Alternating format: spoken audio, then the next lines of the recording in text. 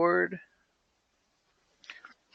right, guys, we have on, like always, we have on my cohort, Gregory Ortiz. Gregory, you there? Hey Joe, how's it going? Hey everyone. Good, good. Gregory just bought a brand new car.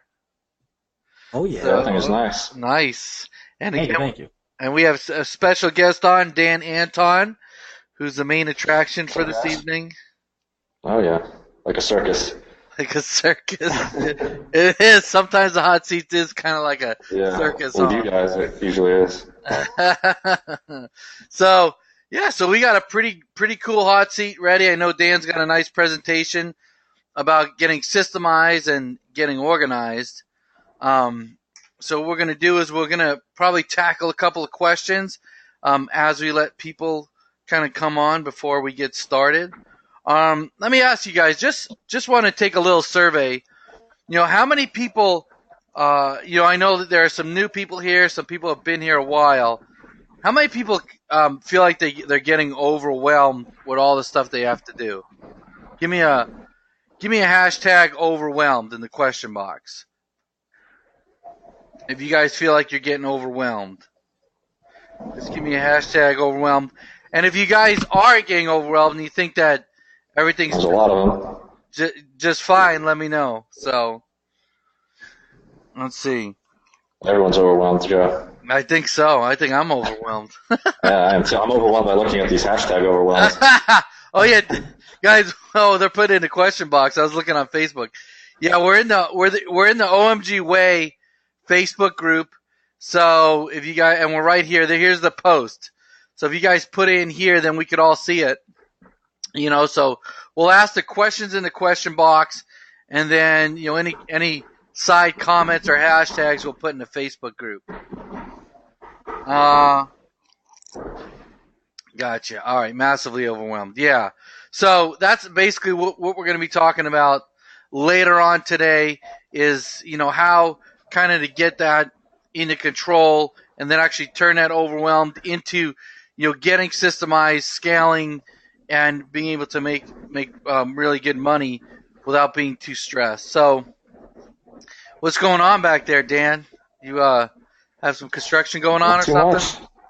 Oh my God, the demolition is crazy here. They're stopped for the day, so at least it's going to be some peace and quiet for the webinar. Oh, okay. They're out here early this morning finishing up some stuff though, but it's coming along okay. It'll be nice when it's all done. Yeah. All right. Good deal. Good deal. All right. So let's do this. Let's tackle some questions first. And if somebody wants to come on a hot seat, just go to the question box, say hot seat, tell me what you want to talk about, and we'll bring you on live. We'd like to really have a couple of hot seats. So that would be awesome. And then let me look and see what kind of questions I got here. All right, so this is from Jessica. She says, "Hi, Joe. I got a notification from SiteLock on behalf of HostGator that several of my websites have detected malware on them. Should I hire someone on Fiverr to get rid of the malware, or is there another source you can recommend? Thank you." When I've had that happen, I think I've used Fiverr. What about you, Dan or Gregory? I have a full-time developer usually who's kind of on standby for me, so I just ping him on Skype if something like that happens. Yeah, I've had sites hacked before in the past, like kind of when just starting out, didn't really know what the heck I was doing, and didn't realize I had enemies out there. And next thing you know, you got your site hacked, and you look like an idiot. Especially if you have a service that's with a product that's for sale. So kind of get caught with your pants down. But what you do, you screwed up once, and you figured out real fast how to try to avoid that in the future. Yeah, that's for sure. That's for sure. How about you, Ortiz? Have you ever had a malware problem? I personally have not, fortunately, but a lot of people I know in other groups have, and I always refer them to that same Fiverr gig that Cotton speaks about. So I know people have had great success with that one. I mean, if you want the link, I have the link for that. I can drop it in. But I Yeah, know for a fact a lot of people have had good success with it. yeah. Go ahead. If you could drop that in the question box, Yeah, sure. or Pull it even up. on a Facebook page or something, people would probably like that. I know I've had a site hacked before, and I could not fix it for nothing. I got the same message from my hosting company. It wasn't hacked where you could see it, but it had malware on it.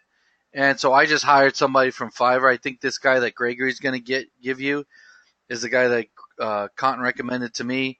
And he cleaned it right up. And even there was some stuff that kind of got messed up, and he fixed it. So he's really, really good, and it's pretty inexpensive. I just sent it in the chat box, Joe. I don't know if you see it. If you Oh, want to yeah, pull I it up, see it.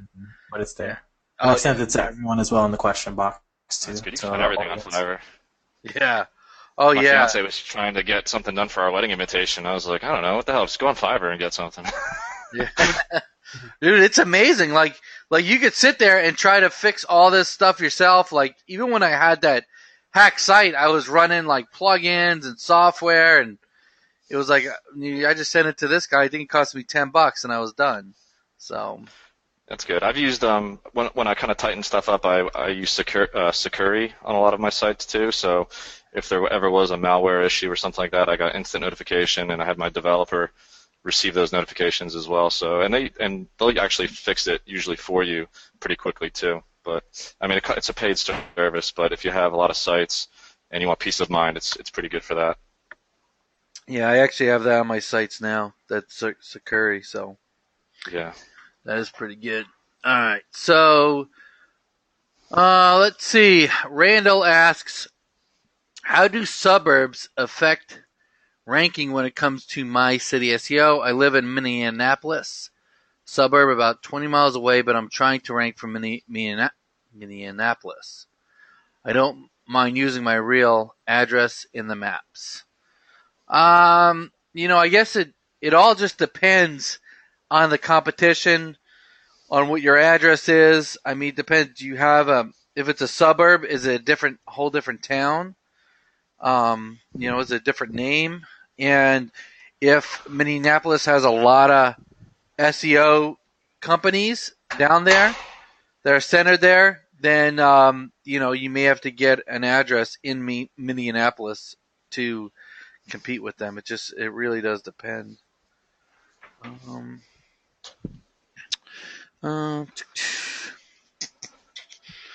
Okay. So Corey, this might go into your presentation a little bit, Dan. Okay.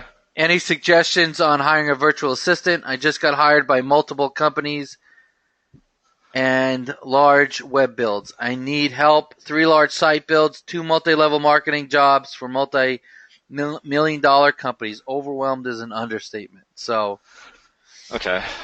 I've always kind of hired out of Elance and Freelancer and even Fiverr in some cases. And what I would do basically, and I'll touch on this not so much in this presentation, but kind of in a future one based on VA stuff, but I would essentially hire them for a task. Maybe it was just for my own personal one to test them and kind of vet them and see how they did with it.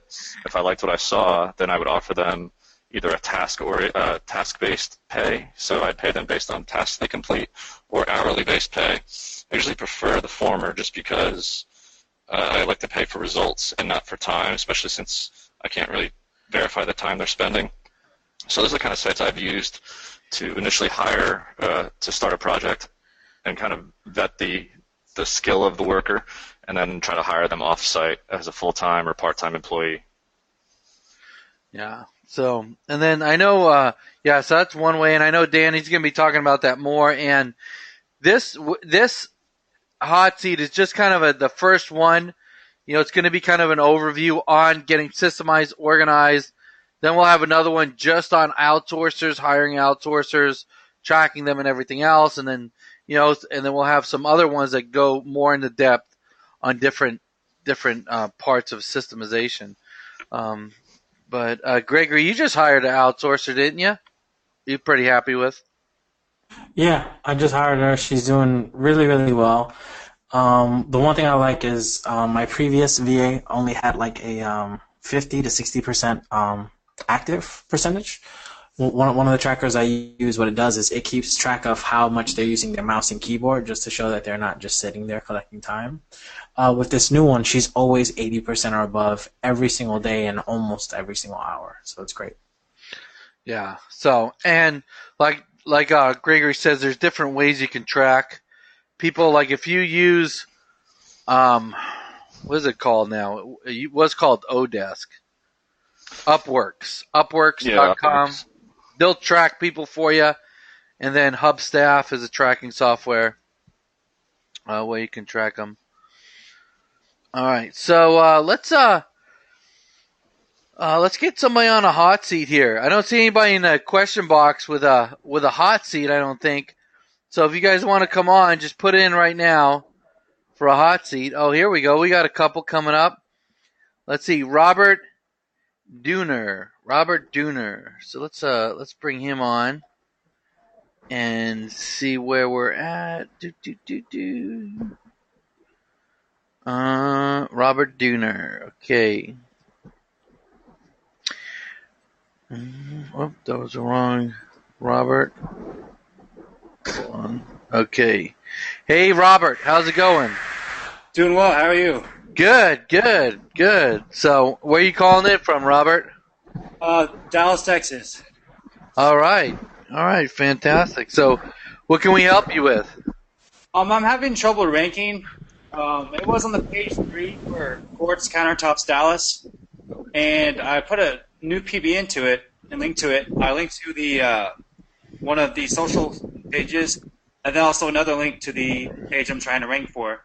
And ever since, it's been gone for like a month and a half, and then just disappeared. Oh, it's not on a it's not anywhere. Did you see if it's even indexed? It was indexed before. It was on the page 3, but it just disappeared. And like this week, I added some more social sites to it to kind of just optimize the anchor text kind of flow or the ratio. It was just basically naked URLs, but it's been gone ever since. Okay, so what I'm saying is have you checked? What's your site? What's your site name? Modificationsolution.com. Modification Solution? Yep.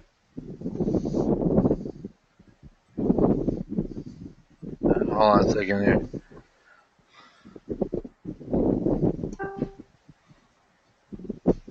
Solution. Yep. Is it just with a that's it, modificationsolution.com? Yeah, I'll send it to you. Yeah, let me see. On the chat box. Yeah, send it over. Let me see. So, what the heck? Hold on a second. Let me take this and see if I can even get to the...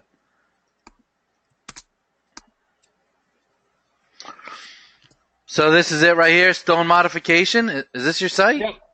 Yep, and that's the page I'm trying to rank for. Are you really trying to rank this homepage like this? Oh, no, that's not the one I'm ranking for. It's the beautiful quartz countertops in Dallas. Okay, so all right. So first off, let's see if you're even indexed. Okay. Okay. So if you're not indexed, if you did something and got de-indexed, then so you're still indexed. Okay. So this is the page. Let's look at the page. So you want to rank for this page right here? Yep. Okay. So your tag is the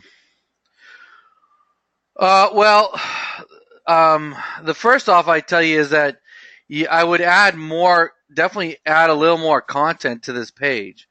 Okay. You don't even have an address on this page, to make it localized for Dallas. Are you trying to rank in multiple cities? No, just Dallas. So it's for my mom's business, but it's what? It's for my mom's business. I'm gonna convert it once I'm on the first page, but. Okay. So your mom, she sells quartz, or she installs it, or what? Yep. She does quartz and granite countertops in Dallas. Okay. I mean, and is this her name of her business? Modification Solutions. No, I just created it. This is used to be a PBN, and I converted it over, and I'm just trying to rank this site and then basically forward the business. All right. Do you know what kind of links were going to this site before you converted it? Or what? I can't remember. I got the PBN from Gregory. Okay. 1 second. Huh. All right. So I don't know if you guys, Dan or Gregory, if you got anything, you can jump on in. But Yeah. So what you're saying is this is the PBN you're now trying to rank for Yes. as a money site? Okay. Yeah. And you said it's on page 3 for a keyword. How long have you been trying to rank it for? I started like in February, I believe. Okay, so it's been about a month and a half to 2 months you've been trying.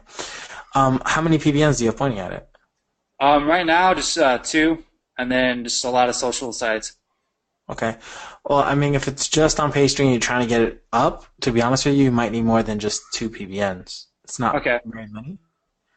I mean, if you look at the competition on the first and second page, I'm pretty sure they have the equivalent of more than 2 PBNs pointing at them. well, Some of them, like, what he said too is he pointed a PBN to it, and now it's not ranking anywhere. So how long ago did you point that PBN to it? It was like 3 weeks ago, maybe a month ago. So it used to rank on page 3, and for the past month it hasn't ranked at all? Is that what you're saying? Yeah. It just like disappeared once I added that new PBN to it. So I guess it may be that PBN. Because it's still indexed, so it's not de-indexed. no, let me see. No. I want to see what it's really ranked for. So I'm going to put in this little box here, and this will tell me like where you're ranking for that keyword. If I can do these with this. While you do that, I'll check Ahrefs too. Now, there's a couple of things, so what you're doing is you're using a PBN, which is a deleted domain, so it doesn't have age, but it has some links to it. Yeah. But it's, a lot of times, like if I'm going to use a PBN, I'll use an aged, expired domain that still has the age on it that's in that same niche, right? Because you're going to get a lot more out of having the keyword, in the URL and ranking the root domain than trying to rank like a, like an inner page. So now it is saying that you are ranking for that keyword. You're number 35 in Google, so that's page 4. Okay. Huh. So which keyword was it? What's that? Just Quartz Countertops, Dallas. Quartz Countertops, Dallas. So, And according to SEMrush, I haven't verified it yet, but it says you should be 3rd page for Dallas Quartz Countertops, Dallas according to SEMrush. So I can't see it. Whenever I search on Google, it just doesn't appear. So it may appear on other people's computers. Well, you have to make sure that you're Incognito. Cache is clear. Yeah, or that you're in incognito and that you're logged out. Like you can't be logged in, to your Gmail or your Google. So you have to log out of your Google account and everything else. So yeah, so you haven't disappeared. You're still indexed. But what I'd say is either, man, I would beef this site up a little more to make it look like a real site. Put some more content on it, because really, I mean, you're going against other people who have. What's that? Pretty bare bones. Yeah, so you give Google no reason to put this up there. I mean, you don't have an address on here. You don't have a call to action. You don't have anything that's saying, okay, this is a good site. This is going to satisfy the people who are searching, right? Because Google, it's a search engine. It wants to put up the best results. If it's not, so it doesn't want results that aren't the best, or else people aren't going to use it. Yeah, and you're definitely going to want, like Joe said, a lot of content. Like I know when I spoke about, I like to use sites that look like quote-unquote skeletons until I get them ranked. Once they hit that 2nd or 3rd page, I know they can be ranked. That's when I start adding all the content. So you're already at that point. So you should definitely be adding content to it to keep having it ranked higher. I mean, if not, just as Joe said, they're going to look at this and be like, okay, the homepage has, 2 sentences? Why would we want to rank this website at all, Okay. Yeah, like what's your mom's company name? What's her name? The name of her company. Joyofgranite.com. What's it? A Joy of Granite. All right, Joy of Granite. How long has she had that website for? She's had it for like 5 years, but she didn't pay for hosting, and it was just kind of a long story. But her site pretty much got deleted, and they just restored it all. But, Okay, so there's a domain, right? Yeah, and her site actually ranks for a bunch of keywords. I just looked it up. Yeah. So there's a domain that has age. Okay, it's got power. It's like Gregory says, it's ranking, and so I would just use that domain. And just use that. yeah, why not? I mean, does she install Granite also, or does she just do Quartz? She does both. She does it all. It's basically home renovation. So you have Granite in the URL, so you can rank it for Granite, and then you can add a page for Quartz, Okay. and it's all going to be relevant. I mean, that's like if I was looking for a domain, and I would buy hers. I'd probably pay several $100s for that domain. I mean, And she's already ranking higher than you are for Dallas quartz countertops, and she has a whole bunch of Dallas and countertop related keywords that she's already ranking in the first 5 pages. So you could just take that PBN that you try to turn into a money site and turn it back into a PBN pointing at her site is what I would do. Okay. Hey, here's something that's kind of strange. I just ran your URL, your website, modificationsolution.com, through the Google Structured Data Testing tool, and it's saying that it can't find it. It's responding without a 200 status code, so let me look at your robots file. Hold on. Because Google's saying I can't find it in the structured tool, because I just wanted to see if you had any schema or anything on the site. And when I went to validate it, Google's saying I cannot find it. So I don't know. Did you do anything recently to block anything on your site? Do you have any kind of word fence on there or something crazy that may be configured differently? Here, let me log into it real quick. Yeah. Are you guys seeing this too? If you go to the structured data testing tool and you try to fetch that URL, it says the URL was not found. So Google is unable to installed. Say it again? Bot Nemesis is installed. Yeah, that shouldn't be blocking Google though. Yeah, I mean, it's indexed. It comes up indexed. It is indexed. I'm just wondering if you're kind of fighting against yourself right now somehow. Yeah. Maybe it's sitemaps. Maybe he's got 2 sitemaps on there or something.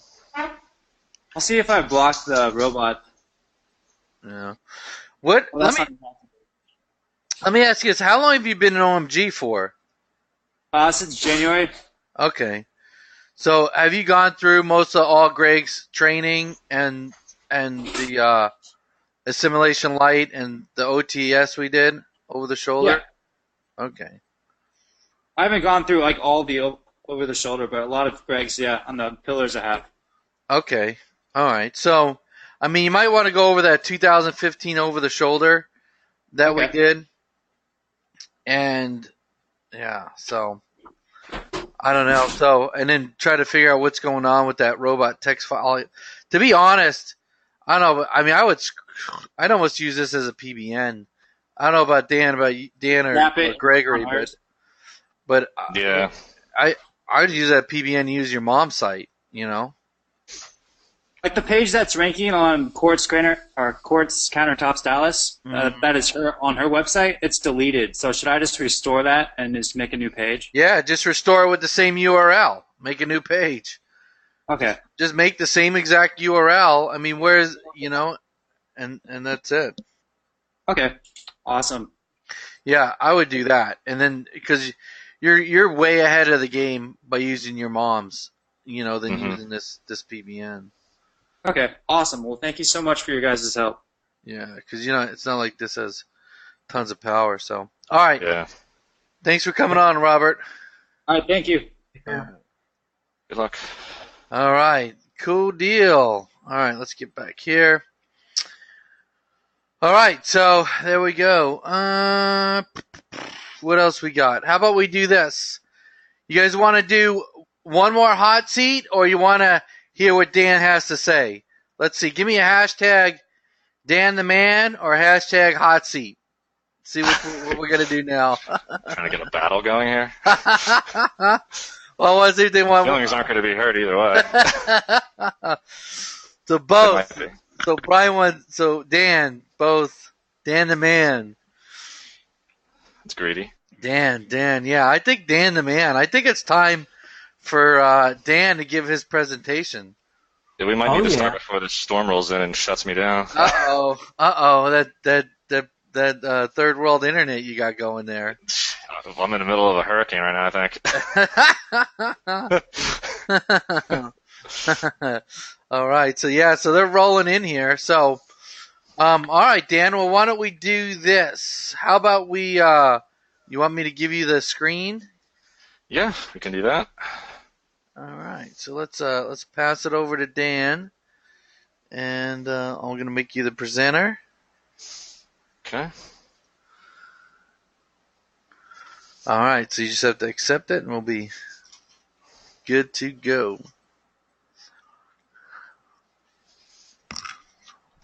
All right, we're looking at the structure. All right, there we go. We got your PowerPoint. So you can see my screen? Yep. All right, cool. All right, let me blow this up here. Put it in full screen.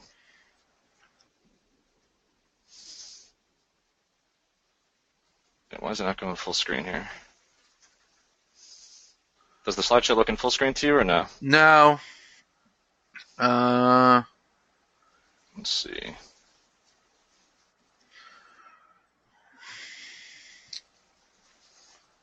From current slide. There you go. Now it's full screen. How about now? Yeah. Now All it's right, cool. Yeah.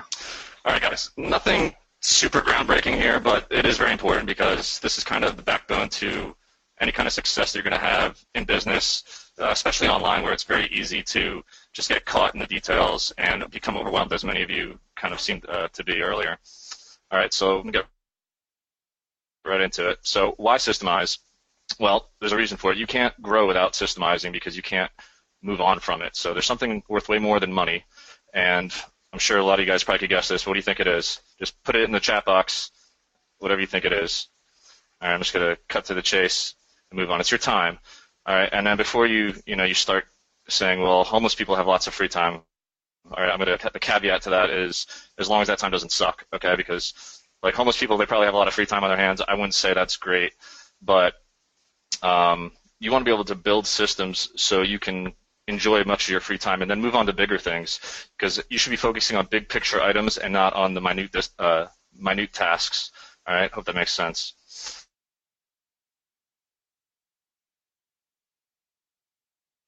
All right, so just before we get into it, just to know who I am, so you don't just jerk off up here talking to you about something he doesn't know anything about. My background is being in the military. I was in the Army for 9 years. I got out as a major. I was a company commander, platoon leader. So the reason I'm saying all this is because being in the military, it's based on systems. I mean, the Army, any military organization is built on systems and making sure those systems run smoothly, as smoothly as possible anyway, and refining them, of course. All right, so the structure of that is a system in itself, and that's kind of where I come from in terms of being able to apply that to business. All right, so very quickly, I won't bore you too much with how I got started in this industry, but the reason I got out of the military is because I got hurt, had a combat injury. I was dealing with a lot of chronic pain at the time, and it just seemed like I could have very easily said, "Oh, woe is me." Hey, Joe, at any time if my sound goes out, just let me know, okay? Just because I don't know what's going on with the storm here. Yeah, right, thank you. It sounds okay right now, though? Yeah, it was coming. Right. It was a little choppy, but it's better now, so it sounds good. Yeah. All right, cool. So, I mean, at the time, I was like 30 years old, and I'm thinking my career's over. What am I going to do with myself? Yeah, I had a college degree, but, I've been in the Army for so long, I didn't necessarily know if I wanted to go into the corporate world, whatever. So I was going through that. I kind of had done some stuff online in college because I enjoyed making money online and doing weird stuff related to that, Amazon and eBay arbitrage. So I thought I'd start a website as I was getting out of the Army about video games, and it was kind of like a Facebook for video game nerds, and it kind of bombed. It was ranking really well for a little bit, and starting out, you kind of don't know exactly what you're doing, so I ended up failing at that. And then to top it all off, I started going through a divorce. Maybe it was part to she thought she was getting off a sinking ship at the time. I don't know. In hindsight, I can't say I blame her. I mean, it was like I said, there was a lot of crap happening at one time, and kind of put me in a bit of depression for a little bit until I had that conversation with myself, and I think I mentioned on the webinar last week or the week before that, where you just kind of talk to yourself and say, there's no way that I'm going backwards anymore. I just got to look forward somehow and figure it out. So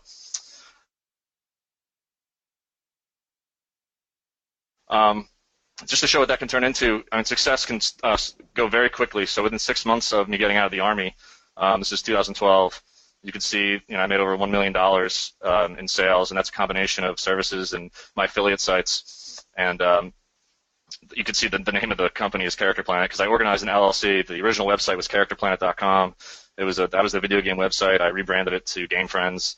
But I never bothered to change the LLC because I didn't have any money to change it at the time. It was like $700 when I incorporated this the first time, so I just left it, and it's actually still what it is today, which is kind of funny. But with built systems, this is what it can do for you. You can grow and you can grow your business and do it very well and have a lot of free time to boot. So I mean, it allowed me in 2014 to take a trip around the world pretty much with my fiance. We traveled for almost 11 months, went all over the place, Australia, New Zealand, Vietnam, etc. I mean, we just, this up here is a pretty cool picture. We were sailing around the Great Barrier Reef, chartered our own private sailboat, and did scuba diving wherever we wanted, whenever we wanted. And all the while, I had my laptop and my phone with me, so I would hotspot and work that way. Is that the Hobbit? Are you at the Hobbit house right there? I'm in Riverdale. That's pretty cool. Yeah, that's for the Lord. That was really cool, actually. That was neat. Cool. But the funny thing is like all these little homes, there's nothing in there. It's just kind of Hollywood. But when you walk into this guy's farm, it's this guy's farm who he leased it out to Peter Jackson and the crew. And I know I'm getting way off topic here, but it was really cool. Go check it out. Yeah, that's awesome.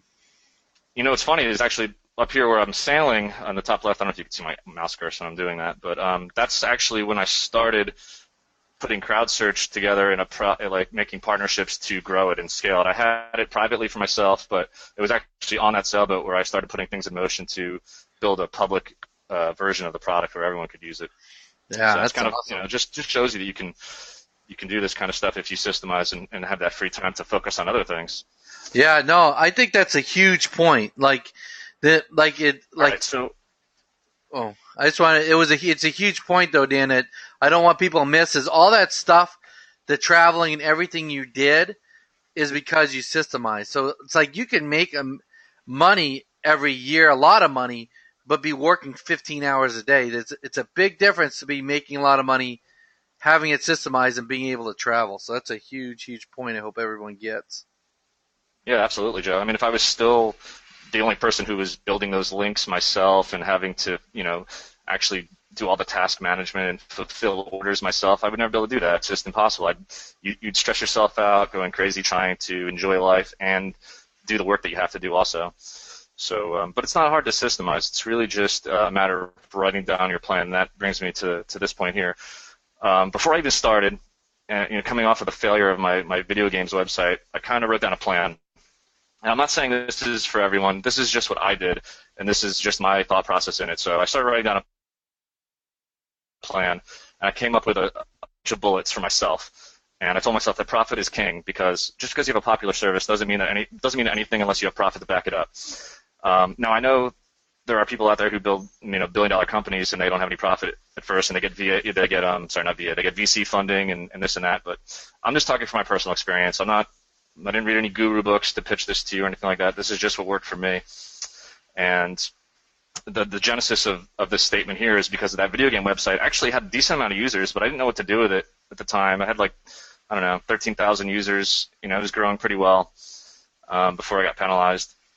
And I just didn't really know what to do with the traffic. I think I had some AdSense on there, but it was really not the best way to monetize it in hindsight. But, so anytime I start a project now, I always think, well, is it going to make money? Because that's kind of the end goal whenever you start a project, right? I'm not doing it for fun. All right, and the next thing was to test everything. You can't make assumptions when you do something because there could always be a better way to do something. Case in point with Facebook ads, I split test so many different ways when I run Facebook ads because minute details, even the image of a person you use can change the results dramatically. So you want to look at different things, different ways you price things, different funnels. And I know a lot of you guys just won't really apply to you if you're not doing product marketing, but just take the principles with you, because even if you're doing client SEO, maybe you're going to try a different way to present your offer. Maybe you're going to try a different way to do that video proposal. Okay, so you need a split test and then pick the winners. All right, that's really what it all comes down to.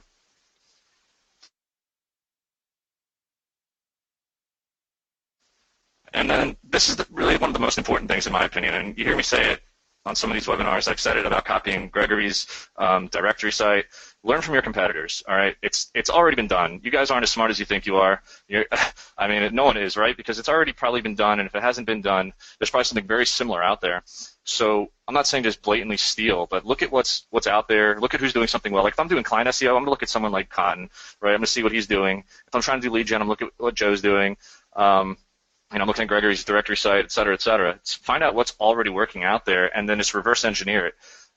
In the military, we have a thing we do called backwards planning from an operation, and you basically look at the end state and then work your way backwards from that. So what's your end state? How do you get there? Who's already doing it properly, and can you kind of take from them and maybe improve it a little bit? All right, so let me move on to diversifying. Now, for those of you starting out, and even if you aren't, diversification is not a good thing if you haven't systemized your first order of business, right? So you cannot move on to something else until you've systemized that first one. But diversification is great because it allows you get smarter, it allows you to move on to new things, and then you can go back and incorporate those things into your old products. So as an example, when I first started Backlinks Indexer, I got a ton. I mean, I ranked it very quickly for anything related to indexing backlinks. I got a ton of organic traffic. I didn't know anything about email marketing. I didn't know anything about getting affiliates. All right, so it forced me, as the time went on, I systemized the initial core of Backlinks Indexer, and I had a lot of free time on my hands to figure out other stuff. So I started figuring out how to do email marketing, how to communicate with my list, how to market other upsells, and then I started learning about networking with other affiliates, and then I started having affiliates on board. They promoted my products. I started learning how to run Facebook ads, and I went back and I started running Facebook ads to my old products and creating really deep, long funnels. So the more you can systemize, the more it allows you to move on to newer and better things, and then you can go back and incorporate those things even into your old products and just magnify them tremendously. And outsourcing and automating is kind of how this is all done, because you can't clone yourself, right? You need to be able to systemize these things and task them out to other people. And we live in a beautiful time where you can outsource things very cheaply to third world countries, and the quality of work doesn't have to be doesn't have to be that stereotype of, oh, I don't want Indian labor or Pakistan labor, blah blah blah blah blah. I mean, a lot of these guys are great workers, and you can find some real quality out there if you know what you're doing. And again, if you like working 15 hours a day, I mean, God bless you. I mean, I still do it now sometimes if I'm working on something new, but you shouldn't have to keep doing that perpetually. Otherwise, you're never going to be able to have any free time to do what you really want to do.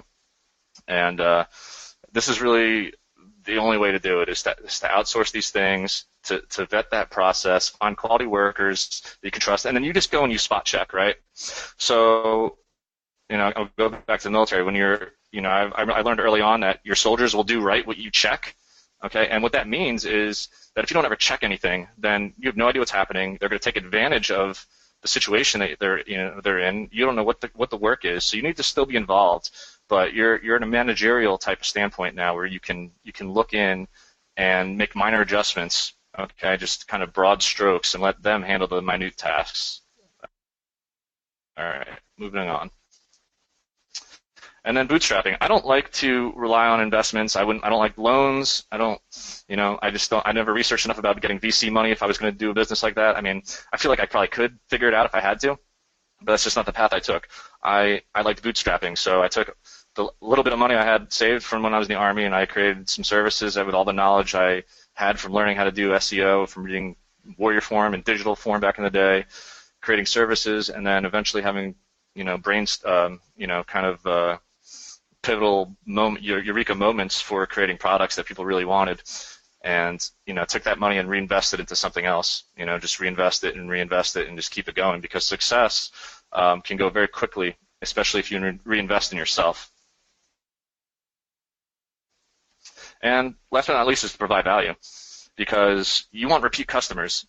And the only way you can do that is if you provide value to them. You can't just give them a once and done, wham bam, thank you, ma'am, see you later, sucker, because your reputation is going to follow you. It's very easy to gain a bad reputation online or come out with products, launch after. I mean, you see it all the time in this kind of industry. You see people launching product after product, and they have to do that just to live because they never really planned it out properly. And it's strange to see when they actually say that. You see people saying that their product was crap, but then the same people turn around and buy the next thing they put out again. I mean, that only goes so far. Eventually, you're going to get a reputation that's going to bring you down. So provide value. It's just better for your own karma as well. All right. Now, a lot of you guys starting out, it's supposed to be hard. Okay, keep that in mind. Because if everyone if everyone could do this, they would. I mean, who doesn't want to just sit on their ass and make money on the computer and then go sail around the world, right? So you're going to have to put the work in, and it's supposed to be hard. Just remember that. And it should be hard, because the difficulty of what we're trying to do here is exactly why it holds value. And I had this little note here because, people always want what they can't have, and no one wants to, date someone or be with someone that anyone can have, right? It's the rarity, it's the scarcity, it's the difficulty in achieving something and the chase that makes something valuable. And the same goes true with business. So the more difficult that it is, just think about how rewarding it will be when it actually comes to you. All right, so let's systemize your life, okay? The first thing you have to do is you have to figure out a system that you can do yourself, or the very least understand. Now, you don't need to be super technical or anything like that, but if you're going to systemize something, let's say as simple as installing WordPress and configuring the proper on-page SEO, if you try to reinvent how you do that every time you build a new website, you're going to be spinning your wheels for no reason. So what you need to do is write down all the little tasks. I mean, it could be so simple as in log into Cloudflare and set up these name servers here, et cetera, et cetera. And everyone's going to have a little bit different the way you do it. And it doesn't matter. There's no completely wrong way to do it. It's just a matter of writing down a system, getting to the end state of what that system is supposed to do, and then going back through it and refining it. All right, so you kind of got to figure that system out for yourself first. It's going to take a lot of work up front. Like I said earlier in this, I mean, you're going to be putting the hours in to figure out the process. I mean, when I first started out, I was working 12-hour Army days, coming home and working, 6 hours until I pass out, and then I work on lunch and try to figure all this stuff out, doing everything myself. And that's just the way it's going to have to go, because no one cares about it more than you do. Remember that. All right, no one wants to hold your hand. Your mom doesn't care. I mean, yeah, your mom will say, "Oh, I want you to do well," but she's not going to sit there at your computer at 2 in the morning helping you out, is she? So you're going to have to figure this out for yourself. I mean, luckily you have a lot of tools at your disposal. You're an OMG. You've got, so many videos and so many coaches that can help you along the way. So you're cutting that, I would say even less than half. So, you're way ahead of the game. And when building systems, you always want to evaluate if your time is better spent doing something else. I take this to a whole different level. I won't even cut the grass, because my time is better spent on the computer, probably trying to figure something out or working on a new niche. So, is it worth me spending 2 hours cutting my grass, or should I spend that, for $60, or should I spend those same 2 hours building my, my business, right? Now, that doesn't always work when my fiance asks me to load and unload the dishwasher, and I'm like, well, my time's better spent doing something else. It's good luck with that. I should tell you to beat feet, but I tried it. Didn't work out so well. All right, so reinventing the wheel. I mentioned this earlier. We're not reinventing the wheel. We are improving it, okay? And you just have to know when and how to do that, because it can save you a great deal of time and energy. Okay, so the primary thing here is focus, and that's why a lot of you are overwhelmed, because you don't have necessarily the focus that you want or need, and you just have to sit down and think about what do you really want and start mind mapping it out.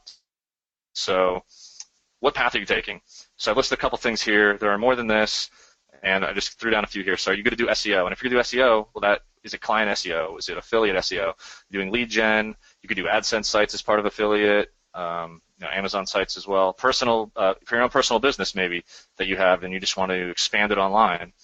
or you're trying to do e-commerce, and some of this stuff bleeds over into one another because this still has SEO principles behind it. But maybe you're going to focus on e-com with Amazon drop shipping or Shopify through Facebook ads, or product creation. This is kind of my bread and butter in terms of what I like to do. So, are you going to be doing the developing yourself? Are you outsourcing that? Are you going to do software? Are you going to have VAs manage this in the back end as kind of like a task system for you? Are you going to do a one-time product, or are you going to do software as a service where you charge monthly fees? So I would just tell you to start that focus now. Otherwise, you're going to be jumping around from thing to thing. And even going to events like OMG Live, I hear people who they're starting to get success in one area, and I don't know if it's just shiny object syndrome or they get bored, and they're like, well, maybe I'm going to jump into Amazon. That's great if you've already systemized the first one to the point of it's doing great for you. When I first started out, I was doing a lot of affiliate and AdSense sites. They weren't doing, like crazy amounts of money, but they did well for me, and that allowed, once I got that systemized, it allowed me to move on to product creation, and that's when I started coming up with all my other softwares. But I would have never gotten there had I not first systemized my affiliate AdSense sites and how I was building those very quickly and how I was doing all the niche research for it, et cetera, et cetera. Okay, so step one is you want to choose your focus area. And as an example of that, let's say we're doing affiliate SEO, because that's one of the things that I got started with. I will say that affiliate SEO can be very difficult, especially now if it's all down to keyword research really. So I still think client SEO is probably one of the easier ways to get started in this, but this is just an example. All right, so we've got affiliate SEO. What is that all included in there? Well, we need to pick the niche. We need to do some keyword research. Type of monetization. Are we going to do AdSense? Are we going to do Amazon ClickBank? Whatever it may be. All right, now we need to host the site. So where are we going to host it? We have to do the WordPress setup. We need to figure out what plugins and themes to use. What content are we using? Is it going to be original? Are we buying content? And then the SEO aspect of it, which is very important. And some more advanced principles are remarketing. So are we going to remarket using Facebook ads? Are we going to use Google AdWords? Are we going to use Perfect Audience, which is like a third-party platform that encompasses a lot of that? Are we going to do any email list building? Okay, so these are all things that you need to consider based on your overall focus area. So now that you've identified some of the tasks, you need to start documenting the step-by-step procedures that get you from point A to point B. It doesn't really matter how small it is, because it could be very important down the road. Now, these procedures are going to be the core of how you're doing this business and how you're going to ultimately set this up for your VAs to take over. So keep this in mind. And it doesn't have to be 100% correct the first time. You're going to refine this. But up front, I would record as much as possible, try to do pictures, even videos as well. I know Joe does a lot of this when he's training his VAs on how to do something, make videos. It helps taking a picture a lot easier for you. And yeah, Dan, that just kind of is what I was saying. Oh, Dan, just to reinforce, just to reinforce that, like what Dan's saying is, when you and guys, if a lot of this is kind of going over your head, or you're like, man, I can't catch it all.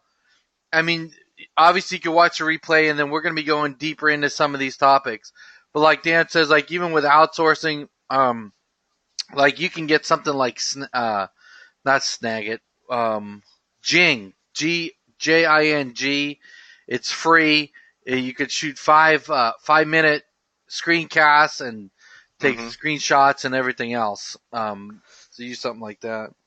Yeah, that's a good point. I mean, I know Joe's got awesome systems for building PBNs. I've seen what they're really beautiful PBNs. I know he's got it completely systemized where his VAs go in and they do every single thing for it, and then you think Joe wants to sit there and make PBNs himself? Hell no. He's got that systemized. And I'm sure it took him a long time to kind of fumble through how to do that, right, Joe? Yeah, of course. Like we just did about, I don't know, we just make almost 300 PBNs. And imagine if I had to make every one of those. I couldn't do anything else. I couldn't do webinars. I couldn't do my lead gen stuff. I couldn't do sales. I couldn't do anything. I would just be making them.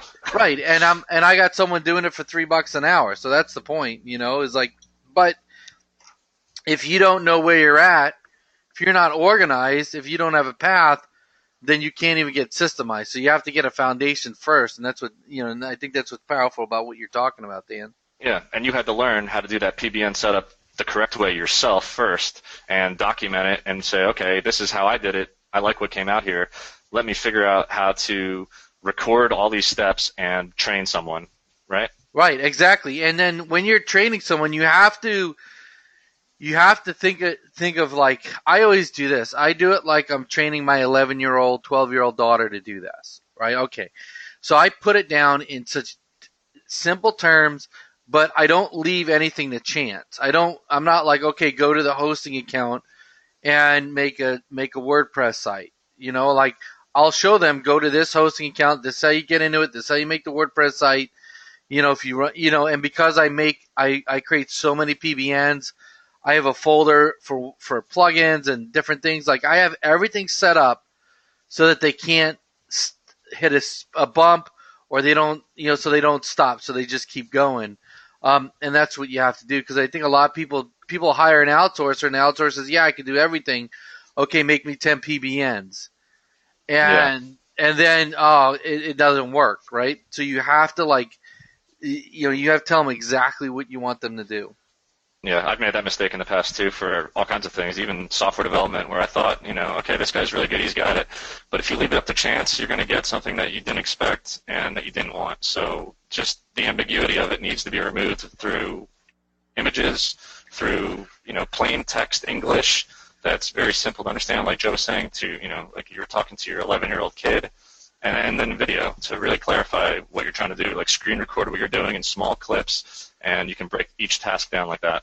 Yeah, because when I first brought on Gregor Ortiz as a VA, it was I gave him some real detailed stuff, but he caught on real fast. Oh, that's good. He's a quick one. He's quick, and now he's off on his own. So yeah, I don't think he's listening. He's probably out washing his car right now. Yeah, he is. Or he doesn't want to comment. Yeah, I'm here. Sorry. Okay. I had to run downstairs real quick. It's funny that Dan was speaking about not doing stuff yourself. I have a handyman who's just got here right now. He's hanging up like all my picture frames and curtain rods and everything for my new place, because just as Dan said, that time I could spend doing it, it's much better spent me, doing something else more productive online. So. Absolutely. All right, I'm gonna move on here. Okay, so I think this took me the longest of the entire presentation was to make this slide. Basically, what I'm showing here is that if you have a system, you can make money. If you have a bad system, you can lose money. When did you get that? When you Photoshop those of you who don't know it, yeah, I gave you a frowny face there. Like I said, this took me the longest part of the entire presentation. Joe had a really bad system in Vegas, so he lost all his money. Gregory and I had a good system. We won like almost $20,000 together. Exactly. $20,000. That's pretty all right, good. Let's move on. Yeah, move on to that. That's great. Yeah. All right. So step 2, we need to identify what can be systemized, which is pretty much everything for the most part, and by whom or what. So by VAs or by software, whatever it may be. Now I'm going back to the example of affiliate marketing. When I talk about niche and keyword research, in my opinion, this is a high-level task. You can't really outsource this kind of stuff, because if you could, they would just do it themselves. This is the bread and butter of a lot of what you do, especially when it comes to affiliate marketing. It's the lifeblood of it. And, if I had a VA that I could train to do this, I'm sure he would just say, bye, Dan, I'm just going to do this myself now. So just keep in mind what you want to actually systemize and outsource versus what you think you need to do yourself. And a lot of you who are new, this is stuff that's going to come with time. You're going to, go through the training in OMG and a lot of trial and error type stuff, and it's compressing years worth of information into a simple phrase of niche and keyword research, but it's a lot more complex than that. And you guys will get there, but just trust me when I say it's going to take time, and this is something that's a high-level task that you're going to have to learn yourself. And the type of monetization that you would use. Joe's phone's blown up. So the type of monetization, I like to do a lot of AdSense and even now Amazon affiliate marketing. I have really good success with those types of sites, so I kind of stick to what works for me. And all right, I'm just going to briefly I'm going to show you Asana. This is a tool I've used for a long time. It's a task management platform. I've kind of gotten more into Trello, Trello lately, but I feel like that is better suited for product development with developers and keeping track that way. I like Asana for dealing with VAs. And let me just go over to it real quick. Oops, that was the structured data tool. Okay, so it's just asana.com, and it's a very simple way to have a team. So you can add all your VAs to this. You can even task yourself, so you can see I've tasked myself certain things here. So let's just say this is the affiliate site creation project, and you can start putting all your tasks in here. So I have niche selection, and if you click on this, you can also add micro subtasks to each one. You can add comments here, so I have a note here to myself, focus on emerging niches, because I always find it easier to go with the trends than rather than try to play catch up to them. And then as you get done, you can actually check them off when you finish them, and it's just a nice way to stay organized. Keyword research, getting all these notifications here. So I use certain tools to do that. Keyword Canine is one of the tools I like to use for keyword research. Again, these are tools, and no tool is going to give you the answer on a silver platter. You're going to have to do some work to figure it out.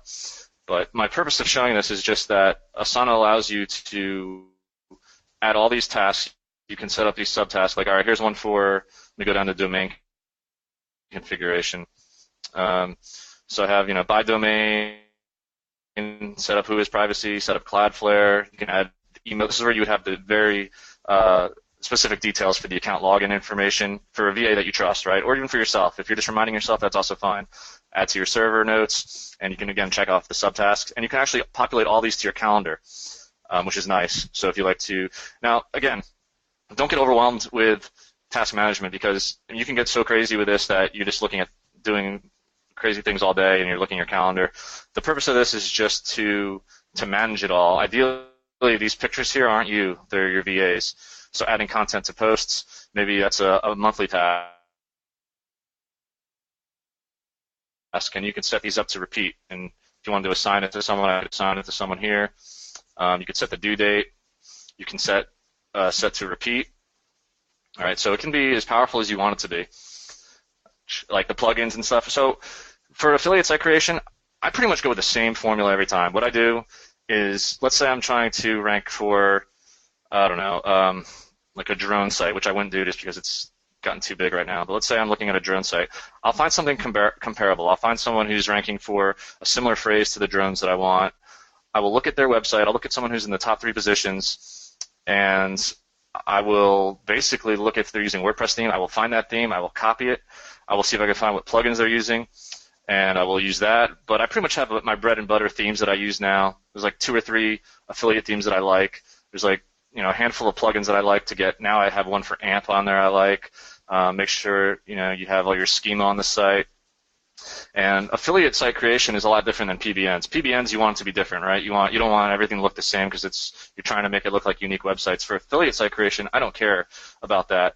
I'm going with, and if you really, really get into affiliate marketing, you'll see that the top affiliates, we're all using kind of like very similar themes depending on the industry. Like for Amazon sites, there's like 3 or 4 really popular themes that everyone kind of uses, very similar colors, very similar layout. So I'm a big believer in don't reinvent the wheel, and I'll say it again and again. I look at what's working, I'll take it, and I'll tweak it. And then you can come here and you can say, all right, these are the themes that I want you to install VA. These are the plugins that I want you to install, and the on-page SEO, that can be outsourced as well, depending on what you have here. So let me see what I have for on-page SEO. Set up title, configure SEO plugin, configure schema, configure AMP plugin, and the rest is kind of already. I mean, for me, I have this streamlined already in Dropbox, which is another great tool I use. It's a cloud-based drive. It's kind of like OneDrive. I've used Dropbox since the beginning, so I've stuck with it. And you can organize all your folders that way. And you could say if a site's done, move it to this folder, et cetera, et cetera. And I hope you aren't sitting there and just trying to write down what I have here, because again, it's really going to depend on how you get from point A to point B and how you refine that process. So for off-page SEO, my process is let's see, I like to set up if this then that RSS feed syndication. I like to set up a branded social fortress, either by the brand name or the persona. I like to do one guest post per month. So I have everything kind of a formula. I don't like to have a new site and say, oh, what do I do this time? Even though I've done it, dozens and dozens of times in the past, and some are successful and some weren't, and then you pick the winners and you move on. And that's how you start coming up with all these things, and you start knowing, okay, maybe I order this gig on Fiverr or this gig on Source Market, or I know that I need to build a PBN, and I got some good PBNs from Gregory Ortiz, and I only needed this many to do it. All right, those kind of things you figure out by trial and error. Yeah. PBN lengths, even though, I'm sorry, go ahead. Oh, Dan, yeah, I was going to say it's like, and again, we're going to be going more into these different task managers, but the biggest thing I think is getting it out of your head, what you have to do, and putting it into like either a mind map or some kind of task-oriented tool that you can go to and that it's listed. Like, I think people get overwhelmed because they know they have to do this task. Well, they just do it, and then they don't know exactly how they did it or all the steps, and they try to repeat it. So your mind is like spending all this time trying to remember things and, the different ways you did it and this and that. Or if you have an outsourcer and you don't have it fully documented, you're constantly on Skype, or that outsource doesn't work out. Now you have to retrain them. And so if you have it all, like Dan's showing you right here, there's all the steps. So, okay, you got to make a site. Here it is. So, even if it's your own system, even if it's you're doing local and setting up your Google My Business and setting up all your citations, you create a system for that. You document that. Then if you have to do it a month later, you don't have to try to go back and watch videos, remember what you did. You have that system right there. So it's getting it out of your mind, putting it down somewhere you can see it, and then it helps you progress, helps you to move way, way faster. Yeah, no, definitely, Joe. Yeah, because there's no sense in, like I said, just kind of spinning your wheels on stuff that you've done well in the past, and you can just kind of use it over and over again. So initially, something like this, you're going to see your picture here all the way down, because guess what? You haven't figured it out yet. You're not even at this point yet. You're still in like the Word document stage of just kind of getting it all down on paper, like Joe was saying, and then you can start refining it into individual tasks, and then you're still doing it yourself, and then eventually you're going to say, okay, well, you're going to do this yourself, but as far as, okay, domain configuration, well, I can have a VA go in. He can go ahead and, maybe you can even give him, I have my VAs with accounts they can use, and they can buy stuff. I monitor it, though. But, okay, I'll give him the domain name, and he can buy it. He can set up Cloudflare. He can add it to the server, and he can store the core WordPress files. Okay, you figured that out. Great. That's one less thing you have to do. Now your website's set up. Hey, install this theme, set up these plugins, add it to Google Analytics, Webmaster Tools. All right, that's one less thing you have to do if you outsource it. And even if you're doing it yourself, it keeps you on track, right? Because you don't want to go back and say, oh, crap, I forgot to do this. This helps you prevent those kind of, oh, crap moments. And this is just an example. This can get way more detailed, and this is just a template of what I use to copy over and when I actually have a legit site that I'm going to build. So that just gives you a broad overview. Again, the platform is asana.com. I like it. I think it's a really good tool.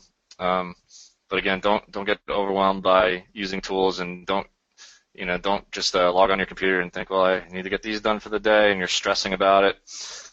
It's a tedious process, but the more that you write down and the more that you organize, the less stressful your life will become. I promise you that. Let me go back over to this slideshow. All right, so where are we? Okay. As I just said, make that tool work for you. Oh, yeah, I always like to do this with the VAs. I like to assign due dates, because if you just leave it up to the wind, it's going to get done late, or it won't get done at all. There's something called Parkinson's Law that some of you are probably familiar with. Basically, it just says that the work will get done in the time that's allotted for. It just kind of creeps along. I'm sure many of you can relate to this in school, term papers and whatnot. You kind of waited to the very last minute. There might be a few of you who are like super studious and got it done weeks beforehand, but I doubt it because it's not human nature. It's our human nature is to work within the time allotted to us. So if you give them a hit time, a due date time, hold them to it, but make it realistic. Obviously, you don't want to give them unrealistic expectations, and that applies for yourself too. Don't give yourself unrealistic expectations. You need to be true to yourself in terms of where you're at with knowledge-wise and time-wise, and with your ability to complete things. All right, so there's a few tips. The systems must always be evaluated and monitored for ways to improve. Just because you have it right now doesn't mean it's the 100% solution. There are probably other little ways to fine-tune things, and that's just the nature of what this is. Again, don't focus on building the perfect one from the start. Just get that framework done, and you can improve from there. You can go back through it. You can say, okay, this didn't work, and that you can even get feedback from your virtual assistants along the way, and they can maybe the same ones are getting hung up on the same thing over and over again. So you need to look at what you're trying to ask of them and what you're training them to do.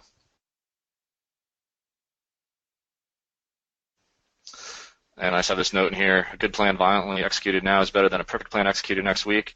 And that just means, get it done, and stop waiting. Again, if you're waiting for something to be 100% perfect, like if you're trying to wait for that perfect system before you can move on, then you're never going to get there. So you need to go with an 80% solution, and take it from there, and then tweak it.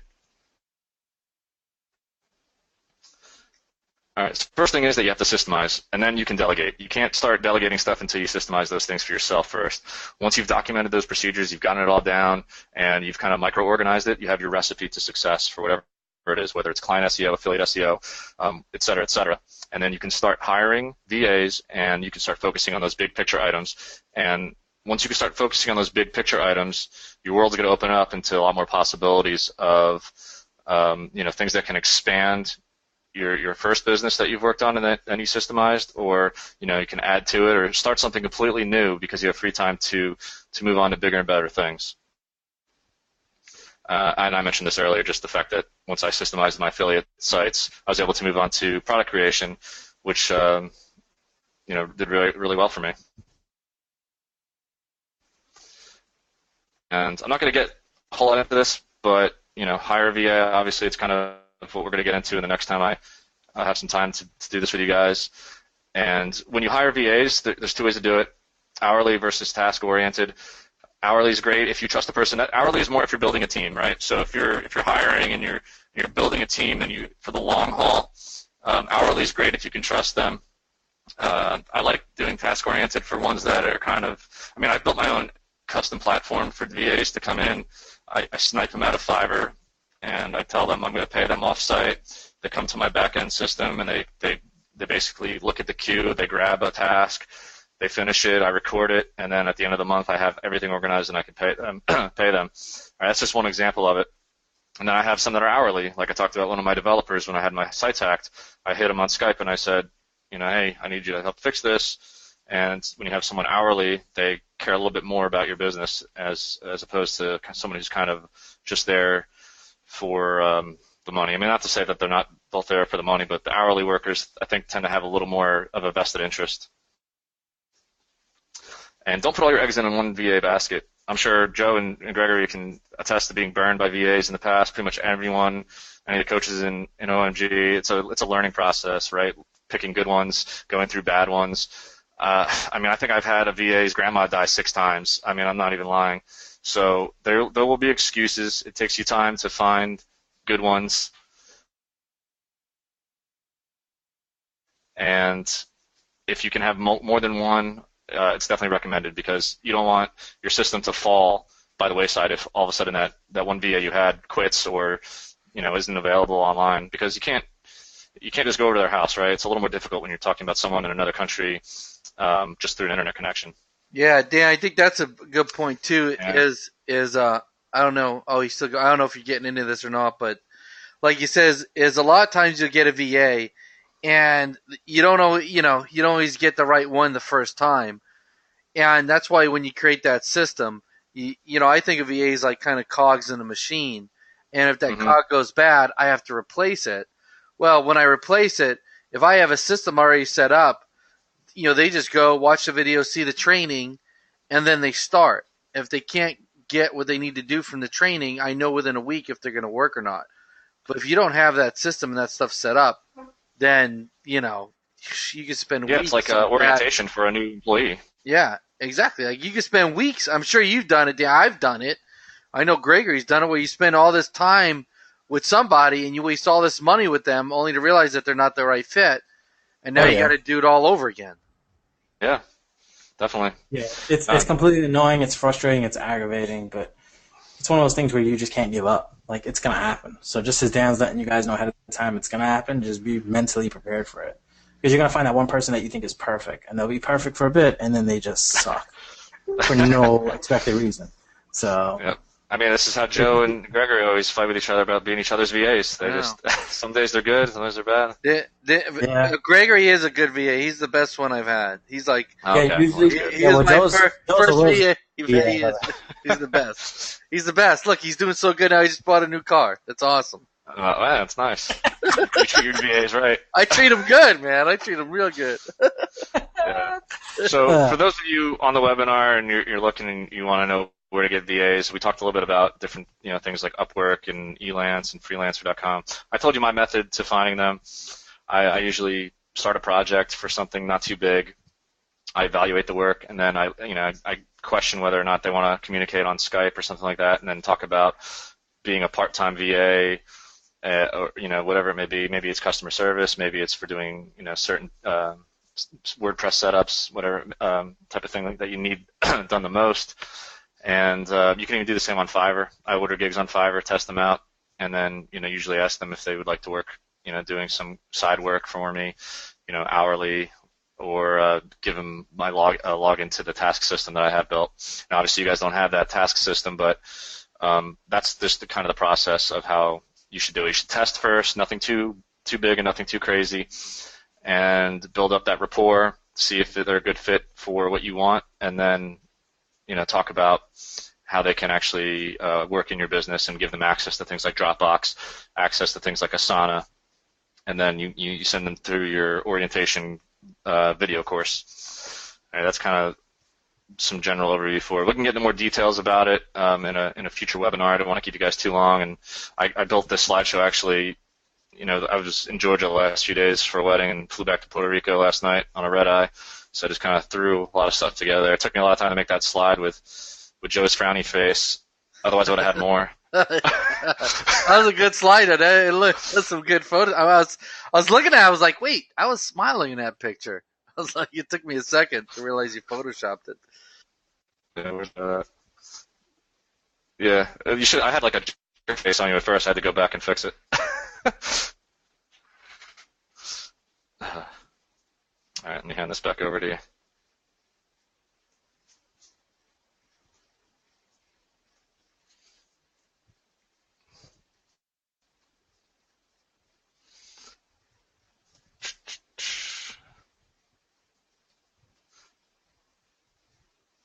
Who wants it? Joe wants it. Oh, wait, sorry, I was talking. I was muted. Hey, guys. I was wondering what happened there. I'm talking. I'm like, wait a second. Why isn't anyone giving me a hashtag? I had a bad connection. Listen, guys, I want everyone to give Dan a big thank you in a Facebook group. We got several hundred people on right now. So I should be seeing like at least 200 thanks, Dan, or hashtag Dan the man, or hashtag thank you, Dan, or something. Let's just load up this Facebook group. And then you guys, so everyone's seeing my screen now, right? The Facebook page? Or do I have to accept it? Do you see my screen, Dan? No, you have to accept it. I think it's still mine. All right, hold on a second. I don't know. Yeah, let me make myself the presenter. Okay, show my screen. There you go. All right, there. Okay. All right, man. So we got a lot of thank you. So now Dan went over a lot of stuff, and he went over a lot of stuff. Some of you may be confused. Some of you might, and we're going to be going into this depth. If anybody was a little bit confused, give me a number 1 in the question box. just so I get a sense of because if you've never done any outsourcing or anything, it might have been a little confusing. All right, well, not too many. So what I also want is, yeah, no, it was very clear. It was very good. It was a very good overview, and it was excellent. Yeah, we only got 4 people that were a little confused. So that's good. Yeah, I mean, it's a simple thing, but it's just something that needs to be done. It's just organization, really. And for me to sit up here and tell people get organized, I don't want to be like some kind of organization Nazi, but it's the only way you can grow your business. And I mean, it's just really as simple as that. Yeah, no, it's very and it is. It's really like I find that people that are most successful are the most organized. Like if they're if they're sitting there trying to figure out how to do something all day long, usually they're you have a ceiling of stuff that you physically can do yourself. Alan asked, "What is a VA?" That's a virtual assistant. I maybe should have said that. I think I had it on a slide, but I missed it. I think I blew by it. Oh yeah. Yeah, virtual assistant. It's someone like Gregory or Joe, depending on what perspective you're at with it. Depending on who you're talking to. Yeah, exactly. Depending on who you ask. It's pretty much like hiring yourself a pocket Marfolio. There you go. It's like usually a virtual assistant will be overseas, either in India or the Philippines. So they're virtual, and and so they just work online. And let me ask you guys this. So in the next few webinars, we can cover a couple of different things. I want to kind of see, maybe in the Facebook group, tell me what you guys want. Like, we can do, like, show you how to create a mind map. I mean, like what I do, I don't know, Dan, how you do it if you do this, but if I have a lot of tasks that I have to do, or even if it's I have to learn something or I have a lot of things I have to do, sometimes what I'll do is I'll just make a mind map and then kind of organize it, move it around in ways of importance, and then I could run through it. Yeah, I've seen your mind maps, and I like what you do with them. I don't get as creative as a mind map on the computer. I have an old-fashioned notebook where all of my product ideas since the beginning are in there, and it's like my gold notebook. I'm running out of pages right now, but I just go to that, and that's kind of what I start with. I just start making drawings and notes, and that's once I feel a little more comfortable with what that's turned into, then I transcribe it into something a little more detailed in a Word document. Yeah, I do notebook also. I think I have more. The mind maps are really more for is like setting up my systems for my outsourcers. What do you do? What do you do, Gregory? I pretty much write everything down on a legal pad, and I put a dash next to everything. And then as I'm doing it, I turn that dash into a plus symbol. It's just something that I used to do when I was a manager at Bed Bath & Beyond. Every day I had like a list of tasks that I wanted my associates to do. So around there, I'd carry like a small little notebook in my back pocket. So I'd always do it that way, and that's kind of stuck with me now, even through doing SEO. I just kind of check them off that way. And then as I have, like the same way in Microsoft Word or anything, when you make lists, you indent it a little bit. I do the same thing on a legal pad. So I'm pretty much doing like, I guess, a handwritten Word document, I guess you could call it. Yeah, I think that's huge. Like, I think that does something even mentally when you have a task and you either cross it off or add a check or a plus. Totally. Right, like that I physical. love checking stuff off. Yeah, I think that physical action makes a huge difference. Yeah. You know what I also use? I use Evernote a lot. I don't know if you guys use Evernote. It's just like a cloud notebook. So when if I'm using my pen and paper notebook and I transcribe it, instead of using Word, I like to use Evernote because I'm either, traveling a lot, or I have my laptop sometimes, or my desktop, or even my phone. It basically syncs all of your notes into a cloud version, so you can keep it updated. I use Evernote as well, but I use it still old school, like where I'm writing, because I only use it on mostly my iPad, because I have the pen for the iPad, so I'll use that for it. But then I'll sync it to like my computer and check it from there. But yeah, that's pretty much it. Okay. Yeah. So let me ask you guys. Do you guys want to? So we can frame this anyway. Like say the next webinar. Do you want us to do it on how to organize yourself? Give me a hashtag myself. Give me create a system for an outsourcer. So just give me like a hashtag outsourcer or how to find an outsourcer. So put find an outsourcer. So this will give us a good judge. Like hopefully we get heavy on one way. So, but guys, if you got a way you want to do it, you better put it in here because this is what I'm going to figure out what we're going to do next. We'll get to all three eventually, but I want to figure out which one's more important for people. Like right now, what's the biggest need that people are having? Right. It's a lot of myself. It's a lot of like self-organization. I think people are having a hard time with. Mm-hmm. And Dan, I mean, I don't know what you think. I think that if you don't organize yourself, you're gonna have a hard time organizing somebody else. Oh yeah, it's impossible. That's just hypocritical at that point, right? Yeah. Well, it's like, well, I think like I've seen people sometimes try to hire an outsourcer because they have so much stuff to do and they can't get it all done, but they don't know how to tell the outsourcer to do things, so they just end up wasting money because they can't give clear direction because they don't know how to do it themselves. Yeah, you need to be able to organize yourself first, for sure. All right, so maybe we'll do that next week. We'll just talk about it. So, all right, so let's do this. Yeah, it looks like myself is the number one. I did have that bonus I did for your software, Gregory.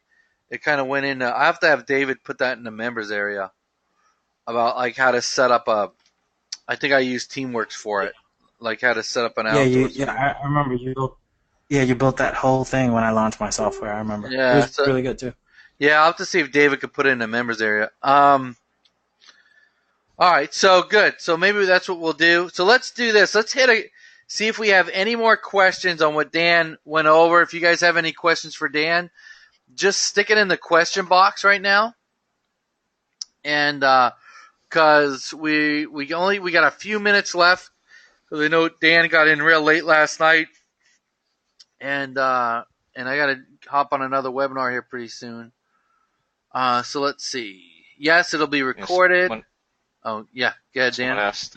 No, I was just reading the question. Someone asked the question if or how I determine what can be delegated versus what cannot. That really just goes back to, what kind of task is it? I mentioned niche research as being one of those things where how can I train someone to have analytical thought? I can't do that really, because it's not as simple as 1 + 1 = 2. There's a little bit more to it than that, and in those cases, that's something that I would do myself. And any process that is easily repeatable, that's what you can systemize.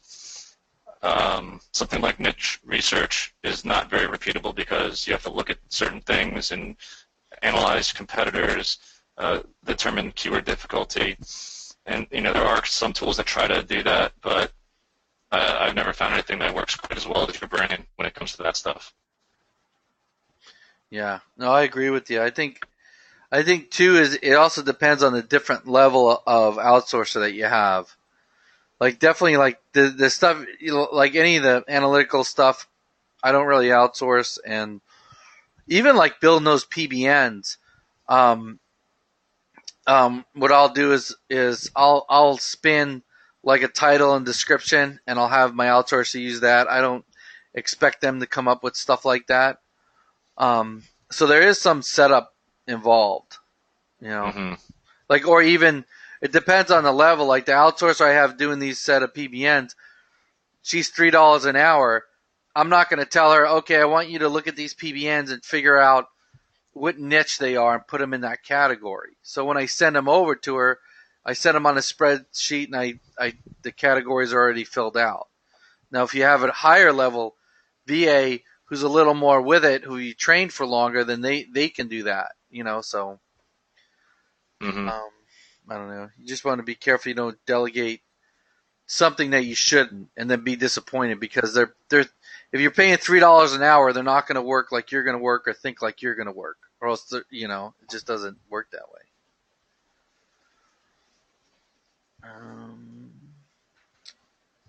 All right, so I need a starting point for our SEO work.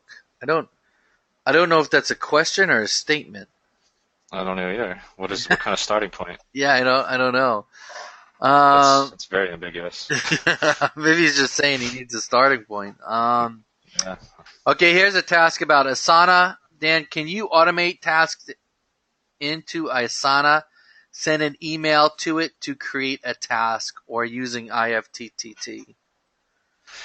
I've never tried using it with IFTTT in terms of that. I know you can email directly to your Asana assigned email and set up different things like replies and task creation and things like that, but the whole IFTTT integration I'm not sure about. So I don't know. You could try it. Let me know. Yeah. If you think it helps you. I mean, to me it just sounds like maybe overcomplicating a little bit, but I mean, if you have a vision for how it works, I mean, who am I to say that it's not the better way? So give it a shot. I just don't know personally. Yeah, some of that stuff you just have to kind of try out and test out and see. Tom says here that Dan Kennedy is the man for doing all the money stuff yourself. I don't know. Well, I don't know what that means, but you can do it all yourself if you want. I don't want to.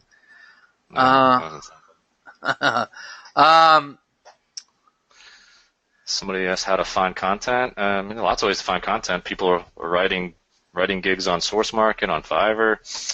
You can go to iWriter, ineedarticles.com is what I use. I Need Articles.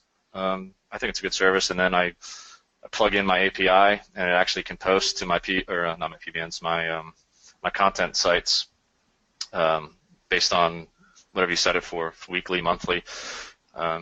So going back to my affiliate site, I pretty much have two forms of content. I have post content, which I just grab a bunch of webmaster keywords and build articles based on them, which I don't care too much about, but that just kind of helps keep the site fresh. And then I have review type pages, and those are a little more intricate and require. Sometimes I do them myself. Certainly, I pick the keywords for them. It takes a little more detail. I mean, you can still outsource the writing for it, maybe throw some images on there. But those are some example sites you can use if you don't want to write the content yourself. And I've written content myself at first, enough to know that I don't like to do it because, again, that's time you could better spend doing other things.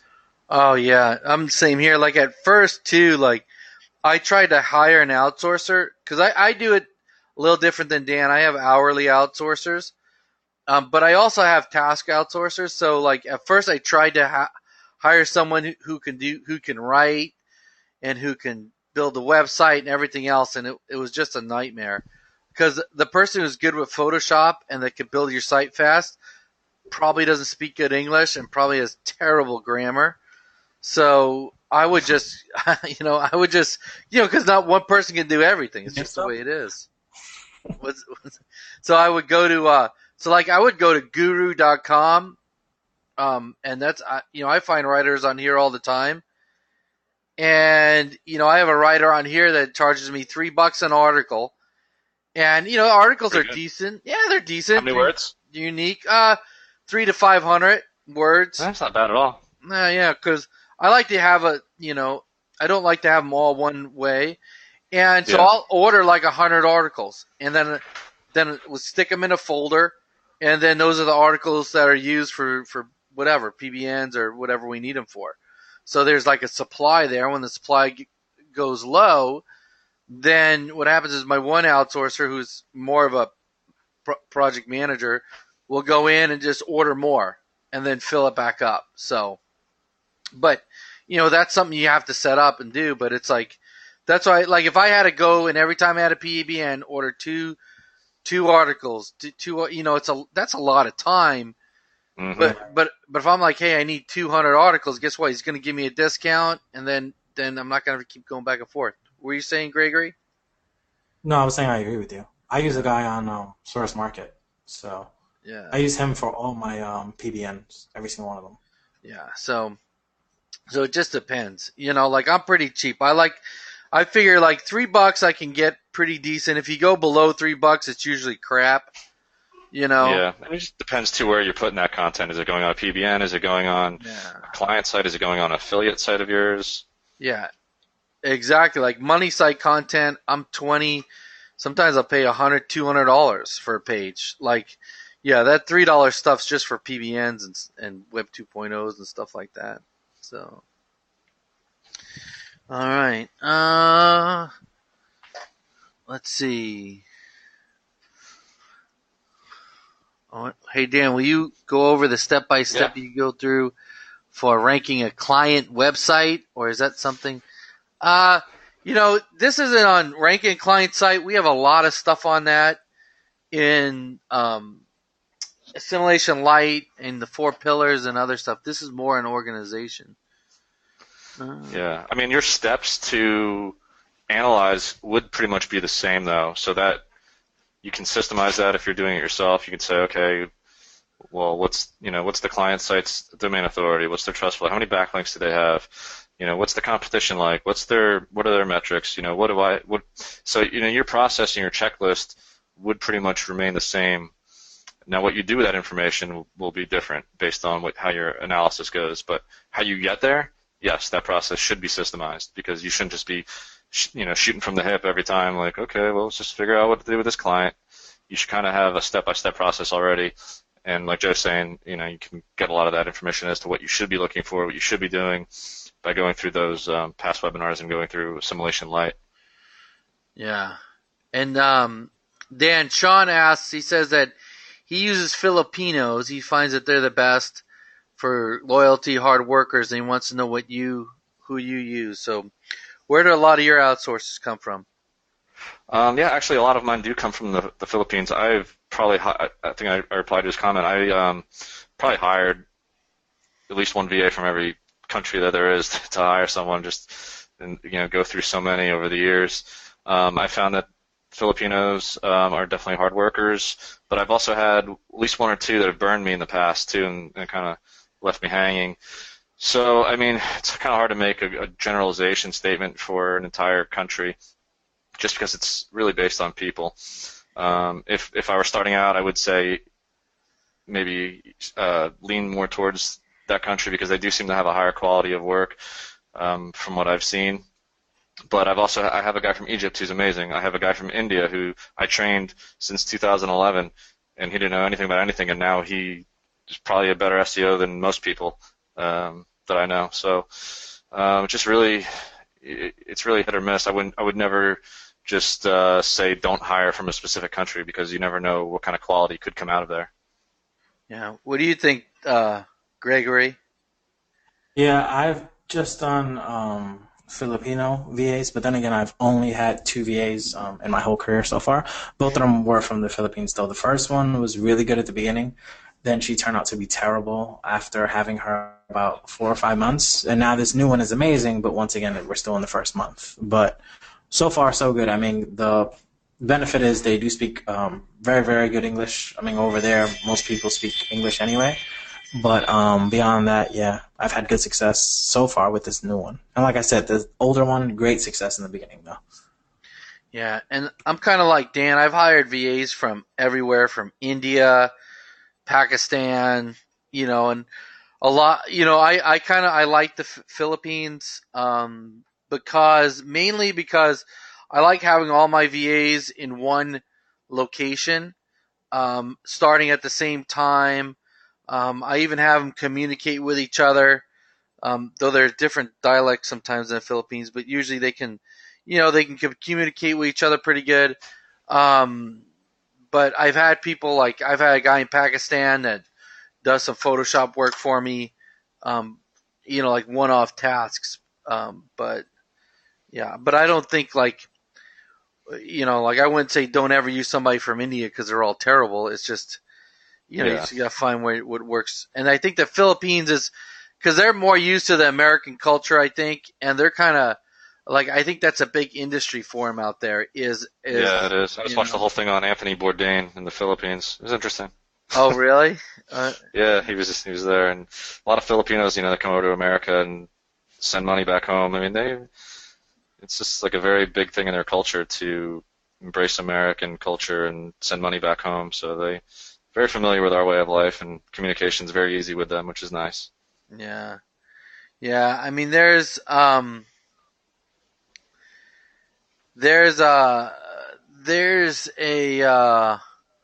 Like if you guys want to track, you can go to hubstaff.com.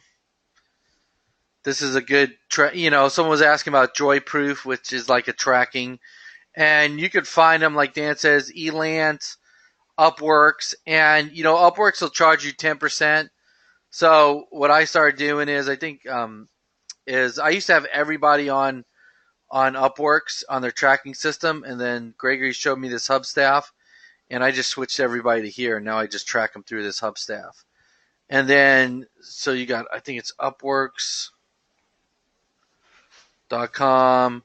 and then there's Online Jobs PH, but they charge you $50, which is stupid.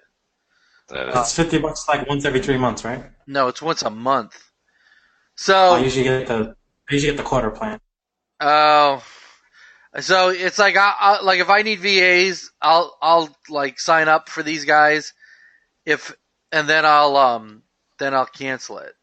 But sometimes I forget, and then they ding me a few times. I mean, this, so there's different areas to get them. They have pretty good ones on here, but again, I don't know. He charges $50, and there's so many other sites you can get them for free. But it is a good place, actually, to get them. And then I think they'll even find them for you. Gregory, did you ever do that where they found it for you, or did you find your VA yourself? Gregory, or maybe he's gone. I don't know what happened there. Anyway, they have a service. Sorry, Oh, sorry, Joe. I was muted. Can you say that one more time?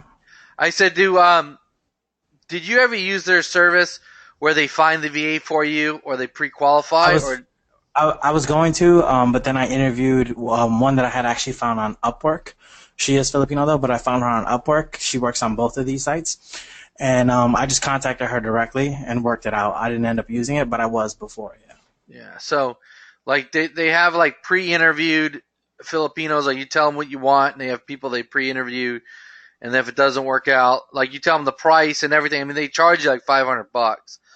But then if it doesn't work out, they'll find you another one. But it's a good practice to try to get into figuring out how to, like, interviewing them and everything else, so you get used to that. That's a good thing to practice doing. Yeah, definitely. The thing I like about going to sites like Fiverr and things that are already, because they're already kind of experts in specializing in the task at hand, right? So if I need a certain task, I say, okay, this guy's already doing it. So instead of me having to train someone, I can just tell them a few different ways I want it done. But for the most part, they got it already, and it just kind of cuts that learning curve in half. Because I honestly haven't really had to go out and find VAs in a long time. I've done this long enough where I have so many on Skype that they ask me for work every day, and I have my go-tos, and I have the people that I use all the time. But if I do have to hire someone new for a specific type of task that I'm not currently doing, I will try to find someone who's already doing it, like on something like Fiverr or Source Market, and see if they can work for me off-site for like a some kind of bulk discount. Yeah, and Dan has definitely a different system, which I want to find out more about myself, is because he said does it by task. So you actually have like VAs just sitting there waiting to complete your task for you. So that's pretty good. Yeah, it's got like the VAs kind of like foaming at the mouth, fighting each other in their login system, and they basically see a queue, they claim it, and then they finish it, and then they mark it complete. And I'm simplifying that, but that's basically how it works. And what that does is it forces you to train multiple VAs, which is nice, because if one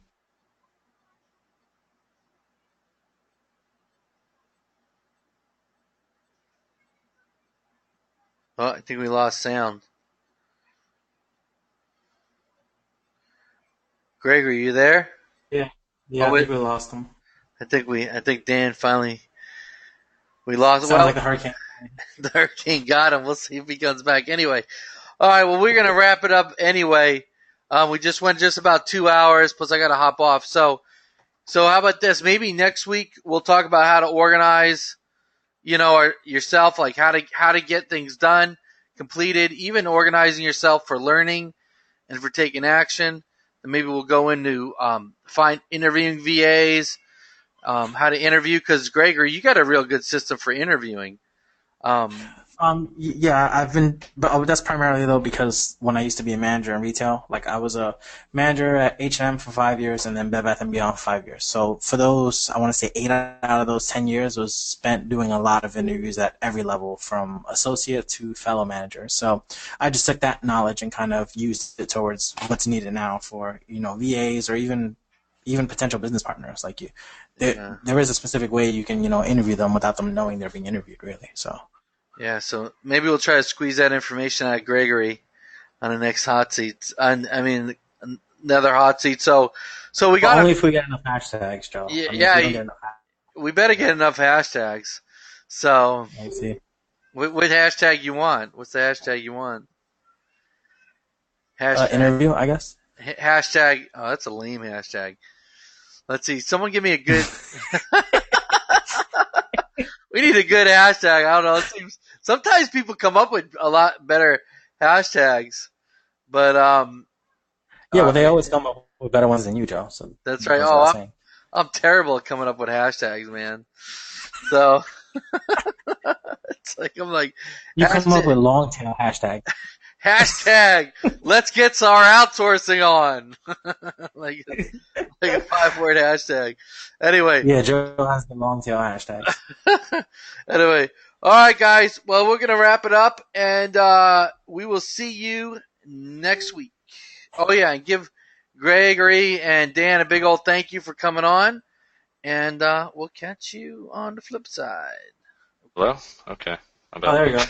Yeah, as you're signing off. Signing off. Yeah. Came back. Okay. No big deal. I'm just in a tsunami here. It's fine. Carry on without me. He's floating down the river right now. Yeah. It's all right. I got my laptop, so I got back on with a hotspot as I'm in my boat. Oh, yes, you're in your boat. There you go. All right, Dan. Well, listen, we're just saying thank you, and we're signing off. So. All right. Cool. It's good to be on. Thanks for having me, guys. Yeah. All right. Thanks, guys, and thank you, everyone, for listening in. All right. We'll see you later. Thanks. All right. Bye.